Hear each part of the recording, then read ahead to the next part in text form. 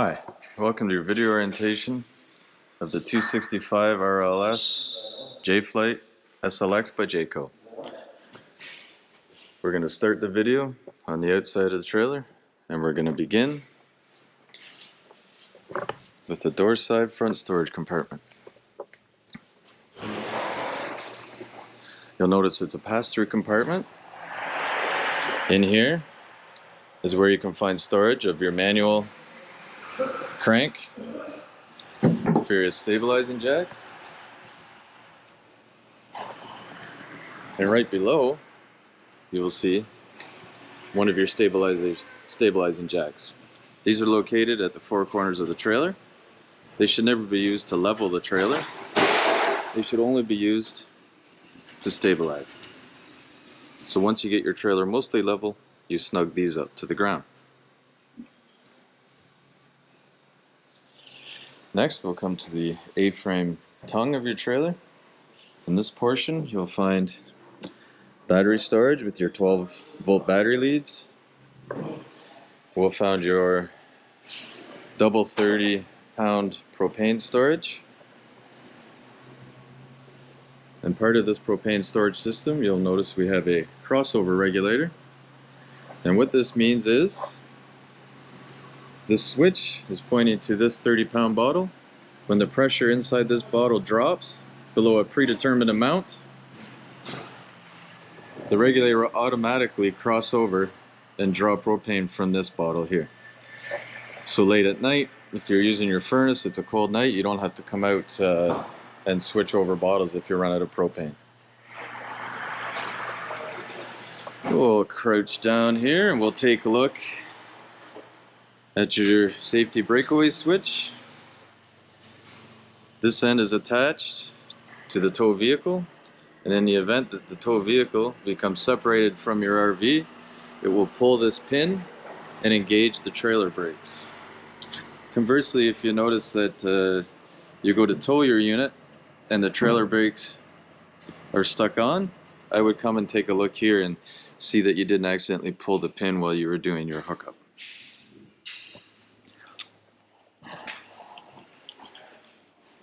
Continue around. See the opposite end of the pass-through compartment. We'll continue. Here we find a little storage compartment. Right above that is where we'll find your outside shower, your city water connection, and the outside access to your hot water tank. Now the city water connection, this is where you'd put the garden hose from the campground or from your house to supply water for your trailer. Things to note on the outside portion of your hot water heater would be your drain plug, which goes right here, and your pressure relief valve right here. Before you remove the drain plug, always make sure you relieve pressure in the tank by opening your pressure relief valve. If you don't, as soon as you loosen this and all of the water, well, some of the water anyways, will come shooting out at you. Alright, let's move on.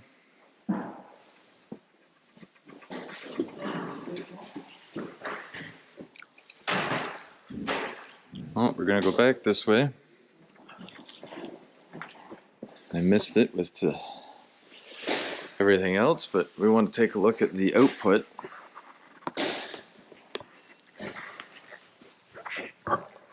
for the black water tank. So remove this cap. Make sure before you remove the cap, however, your valves are closed, so pushed in, which these are, but you have your black and gray water valves that will allow the emptying of your black or gray water tanks through the output here. You'll find the sewer hose that we have provided will be located in the rear bumper on the same side of the trailer.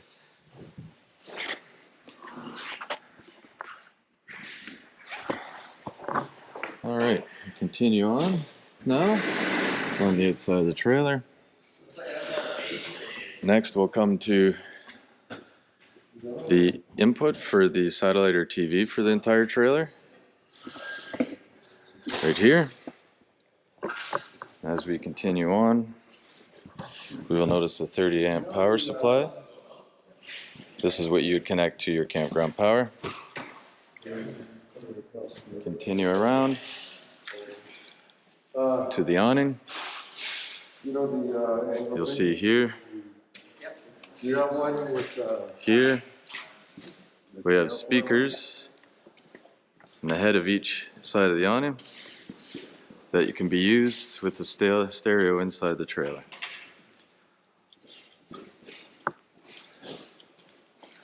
Underneath your awning we also find GFCI plug, potable water inlet, and the venting for your fridge along with the exhaust for your furnace. This is where you'd put water into your freshwater tank that you would use if you're camping off-grid or away from any sort of water supply. This should be clean water, drinkable water only. Next we'll come for the venting of your refrigerator. There's actually holes in through here that allow air to flow up and around your refrigerator. It's important that this remains free of any obstruction for your refrigerator to function properly. And right below that, we have the exhaust for your furnace. Now it does say right on it that it's hot, but whenever it's under your awning, I like to make special note to make sure you're aware this does actually get pretty hot. Alright, that concludes the outside portion of your video. Let's take a look inside and see what we can find.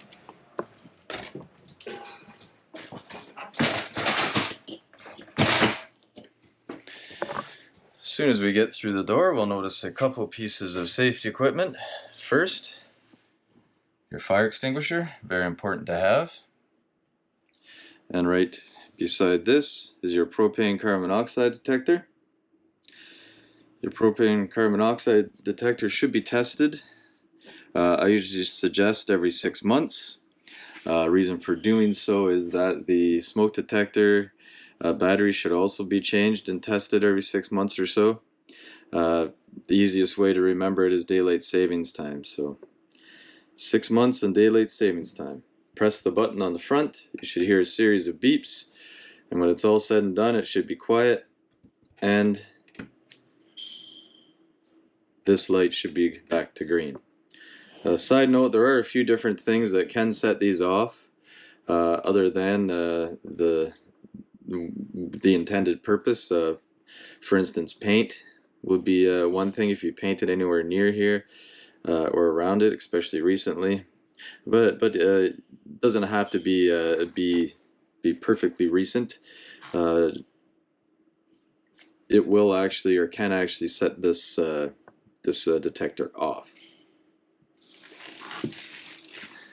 Alright, so as we stand up here, right beside the door, we'll notice we have some switching for your awning, for your slide, as well as your awning light, and the main lights of the trailer. Right beside the light switches, we have your black battery, fresh, black, and gray water tank indicator lights, as well as switching for your hot water tank on gas and your water pump to pump water from your freshwater tank and pressurize the water system. See, we have lots of nice big windows in this unit, lots of seating.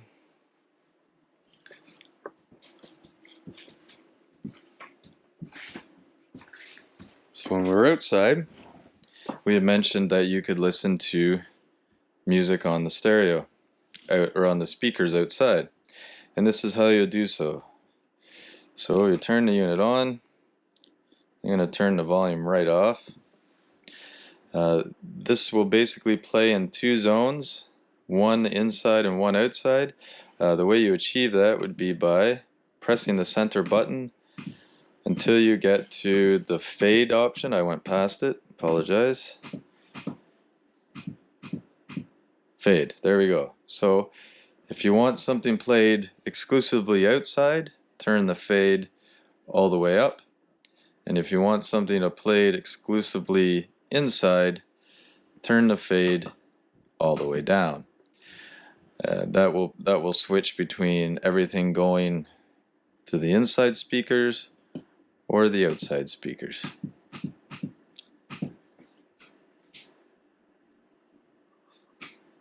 There. So again, this button cycles through your option, choose the fade option, and then turn this same knob whichever way to determine whether you're playing more to the outside or to the inside speakers. Or just leave it and they'll play to both, whatever you choose. From here we'll stand up and go across and take a look at your refrigerator. Now the refrigerator is capable of either being in an auto mode, which will automatically switch between gas and electric. So there's the auto mode there. If electricity is present, it will automatically select electricity. And if we cycle through the mode again, we'll see just electric or just gas. Now I have the bottles turned off. If I were to leave this on gas, it would try to light 3 times. And if it's unable to do so, which it would be at this point in time, then it will start flashing here to indicate that there is a problem. Now if that happens to you, chances are you either forgot to turn on the bottles on the front tongue of your trailer, so you had to open the valves, or you just opened the valves and there isn't enough pressure built up.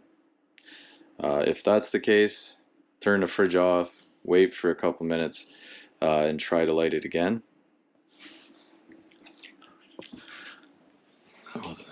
Come down below your oven and your range top and take a look at the power center for your trailer. This is where you'll find breakers like you would see in your house, and they operate much in the same way, and your fuses like you would see in a vehicle. And again, those operate the same way. Now these do have a light that will light up if one of your fuses is burnt out.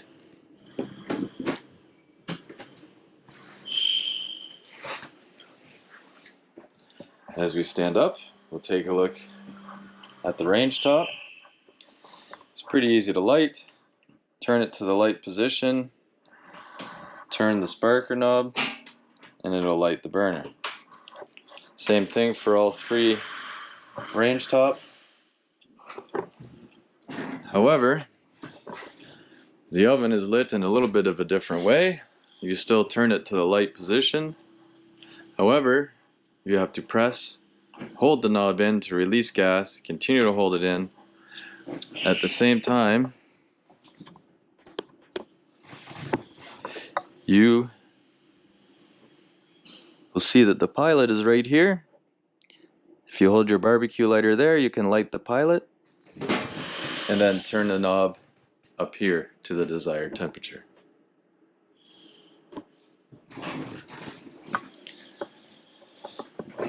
While I'm down here, I've previously removed this panel just for the ease of the video. It's one red Robertson screw. Panel goes across here just to kind of protect these things and keep them out of view. You don't have to look at all the internal workings. However, there's a couple things we'd like to see. One, this is the fill hose. I'm sure we could call it fill if we wanted, but it is actually for filling. So this is your fill hose for when you wish to winterize the trailer. If you don't want to do that yourself and you want to bring it in, fine, then ignore this part of the video. If not, you want to make sure that this valve is switched so it's in line with this hose. That will cause the water pump to suck from the hose. You put your bottle of antifreeze here, put the hose in a bottle, turn on the pump, and it should draw the antifreeze into the system. And at that point, you just make sure you turn on the taps and run the antifreeze through all the different water using appliances and so on. However, if you wish to draw from the freshwater tank, because you're not going to be camping anywhere that there's water available, you want to make sure you switch the valve to the other position, which will allow you to draw fresh water from the holding tank.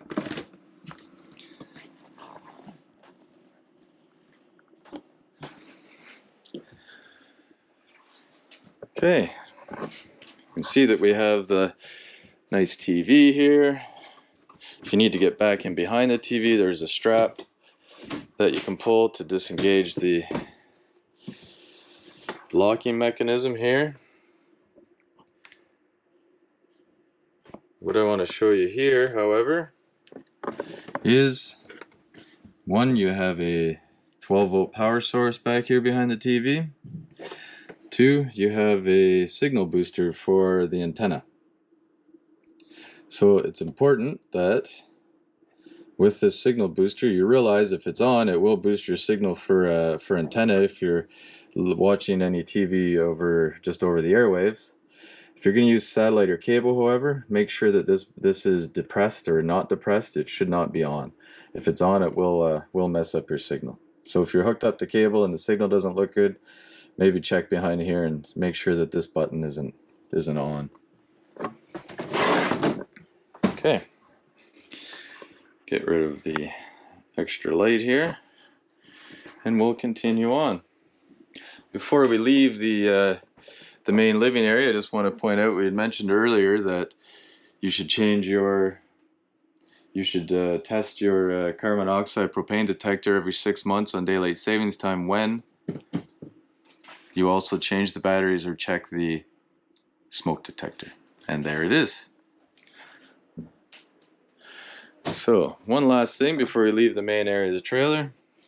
We have your capacitive touch thermostat.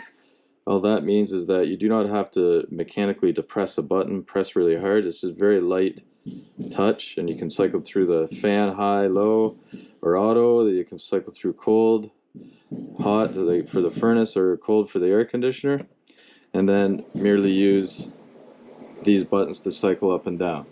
One thing I will note, if you're trying to use the furnace and the fan is on high, it will also kick on the fan of the AC unit up here. So if you're trying to use the furnace and you have the fan set to high, this will come on as well. It doesn't mean that there's any cold air blowing. It just uses the fan and the reefer or the air conditioner to achieve the high air output that you desire. One other note about this is when the baffles here are in this position, it will force the air through the ports right here that are located throughout the trailer. If, however, you wish just to have more of the air right here, you can simply open the baffles and the cool air will come in right here.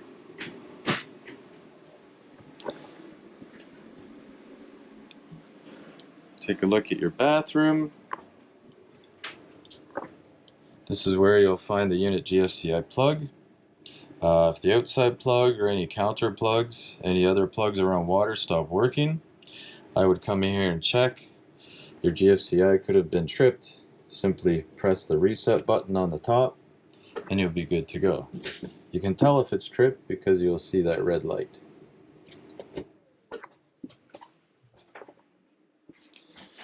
Moving on into bedroom. Want to make sure I point out the emergency exit.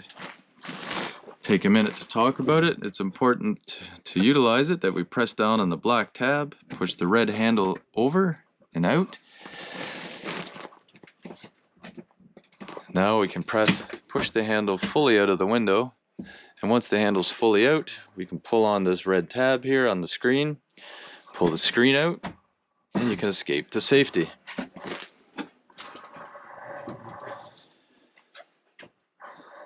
Now from here, we also have access to the underbed storage. There are props that hold the bed up, but just be aware, depending on what size of mattress you have, sometimes the weight will still bring the mattress down pretty fast. So don't get your arms or legs caught in there. Then the last thing I want to talk about is here, your hot water heater. The inside portion of it is behind this panel. There are 2 red Robertson screws. And then there are 2 valves, similar to what I showed you, or actually identical to what I showed you on the water pump. If they're pointed or turned into the hot water tank, that would indicate that with water in the system or antifreeze, that it will enter your hot water tank. If they're closed off or turned opposite from pointing into the hot water tank, that means you're in bypass mode. And when you go to winterize, you're not going to be putting antifreeze into your hot water tank because you don't need to. You'd just be wasting a bunch of antifreeze.